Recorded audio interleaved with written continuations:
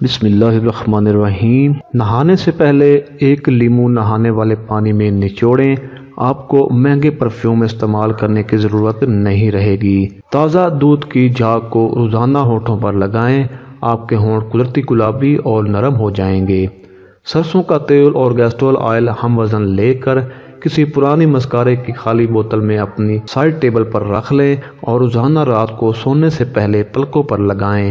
3 مہینے میں پلکیں اتنی لمبی اور گھنی ہو جائیں گی کہ آپ کو مسکارا یا فیک آئی لیشز لگانے کی ضرورت نہیں رہے گی۔ مہنگے فیس واش استعمال کرنے کی بجائے روزانہ اپنے چہرے کو دہی میں تھوڑا سا سرکہ ملا کر دھوئیں۔ آپ کی جلد سے سارے دن کی دھول مٹی اور غبار نکل جائے گا اور ایک گلو اور شائن جو آئے گی وہ الگ۔ اپنے پانی کی بوتل اپنے ساتھ رکھیں اور اس میں 76 پودینے کی پتیاں شامل کر لیں اور سارا دن اسی بوتل سے پانی پئیں۔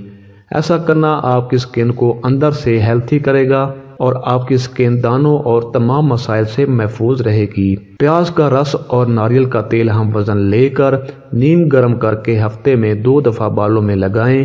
اس سے آپ کے بال نرم، سیدھے، لمبے اور گھنے رہیں گے۔ عرق گلاب، گلسرین اور لیمو کا رس ہم وزن لے کر ملا کر فریج میں رکھ لیں اور روزانہ 2 دفعہ ہینڈ لوشن کے طور پر استعمال کریں۔ ہاتھوں کو 2 دن میں نرم کرے گا اور 3 مہینے میں پرماننٹ گورا سفید کر دے گا۔ آزمائش شرط ہے۔ شہد، ملتانی مٹی، ہلدی اور عرق گلاب کا پتلا سا پیسٹ بنا کر دانوں والی سکن پر لگائیں۔